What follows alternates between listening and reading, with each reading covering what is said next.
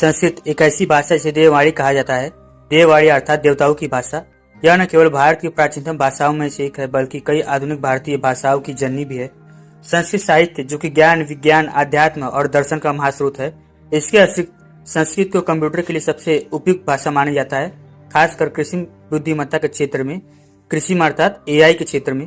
साथियों, इतना महत्वपूर्ण भाषा जिसे किसी काल में पूरे विश्व में बोला जाता था, जिस भाषा ने लाखों वर्षों तक इस विश्व पर शासन किया, आखिर यह भाषा लुप्त कैसे हो गई? मित्रों, इस प्रश्न का कोई सटीक उत्तर नहीं है, लेकिन इतिहासकारों के अनुसार संस्कृत भाषा के लुप्त होने के कई कारण है। आधुनिक युग में संस्कृत का व्याकरण और उच्चारण अन्य भाषाओं की तुलना में अधिक जटिल था, जिससे आम लोगों को इसे सीखने में मुश्किल हो जाता था। इसके पश्चात आधुनिक काल में संस्कृत कभी भी आम लोगों की भाषा न बन पाई, बल्कि यह केवल विद्वानों और ब्राह्मणों तक सीमित रही।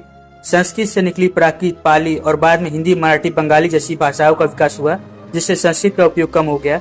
अंग्रेजों के शासनकाल में अंग्रेजी भाषा का प्रभुत्व बढ़ा, जिससे संस्कृत का महत्व कम हो गया। संस्कृत के संरक्षण के लिए सरकारी प्रयास अपर्याप्त रहे। हालांकि संस्कृत अभी भी पूरी तरह से लुप्त नहीं हुआ है। इसका उपयोग धार्मिक अनुष्ठान, धार्मिक ग्रंथों आदि में किया जाता है। संस्कृत संस्कार और सनातन धर्म का विकास और विस्तार तभी होगा जब हमारे देश में गुरुकुल शैक्षणिक संस्थाओं का विकास होगा, और गुरुकुल के विस्तार के लिए सनातन के अनुयायियों को प्रयत्नशील रहना पड़ेगा।